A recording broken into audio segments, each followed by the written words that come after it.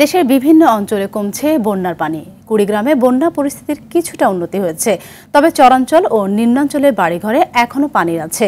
ডুবে রয়েছে 7,000 হেক্টর ফসলের ক্ষেত। জামালপুরে এখনো 6টি উপজেলা 2.5 লাখ মানুষ পানিবন্দী।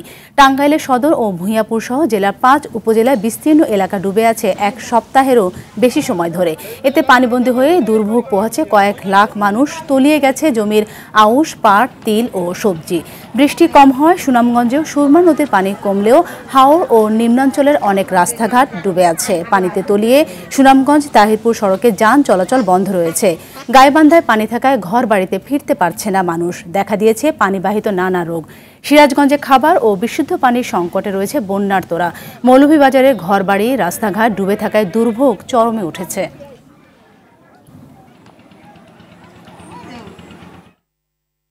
দর্শক, এই মুহূর্তে কুড়িগ্রাম থেকে সরাসরি যুক্ত হচ্ছেন সহকর্মী আব্দুল কুদ্দুস চঞ্চল। কুদ্দুস, জানাবেন কুড়িগ্রামে পানিবন্দী মানুষের জীবনযাপনে কি তথ্য আছে আপনার কাছে?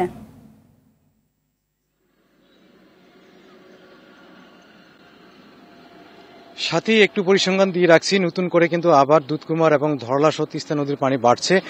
পানি উন্নয়ন বোর্ডের দেওয়া পরিসংখ্যান অনুযায়ী গত 12 ঘন্টায় কিন্তু দুধকুমার নদীর পানি 12 সেন্টিমিটার বৃদ্ধি পেয়ে এখন কিন্তু বিপদসীমার উপর দিয়ে প্রবাহিত হচ্ছিল। গতকালও কিন্তু এই নদীর পানি কিন্তু অনেকটাই বিপদসীমার নিচে ছিল। এছাড়াও কিন্তু ধরলা নদীর পানি শিমুলবাড়ি পয়েন্টে কিন্তু 52 সেন্টিমিটার কিন্তু বৃদ্ধি পেয়েছে, কিন্তু বিপদসীমার নিচেই রয়েছে। তো নতুন করে আবার পানি বৃদ্ধি পাওয়ার ফলে কিন্তু বন্যা কবলিত যারা রয়েছে তাদের মাঝে কিন্তু আবার বন্যার আতঙ্ক বিরাজ করছে। আপনাকে জানিয়ে রাখছি যে ব্রহ্মপুত্রের পানি কিছুটা কমলেও সেখানকার বন্যার কিছুটা উন্নতি হয়েছে, তবে সার্বিকভাবে বলা যায় যে বন্যা পরিস্থিতি কিন্তু অপরিবর্তিত রয়েছে। ফলে বানভাসী মানুষ যারা রয়েছে তারা কিন্তু 13 থেকে 14 দিন পর্যন্ত এই পানিতে রয়েছে, তাদের কিন্তু দুর্ভোগ চরমে উঠেছে। আমরা খোঁজখবর নিয়ে দেখেছি যে বিশেষ করে দুধকুমার নদীর অববাহিকায় যে নিম্ন চরাঞ্চল এবং চরাঞ্চল রয়েছে এখানকার মানুষ কিন্তু আজ 16 দিন থেকে পানিবন্দী অবস্থায় রয়েছে।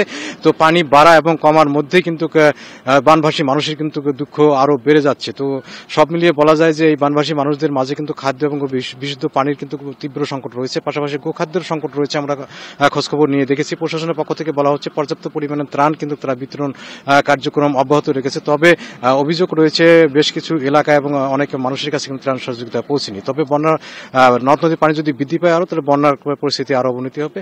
তো সেক্ষেত্রে কিন্তু বানভাসী মানুষদের দুঃখ দুর্দশা কিন্তু বেড়ে যাবে। তো সাথে এই ছিল আমার কাছে কুড়িগ্রামের বন্যা নিয়ে সর্বশেষ খবরাখবর। ধন্যবাদ।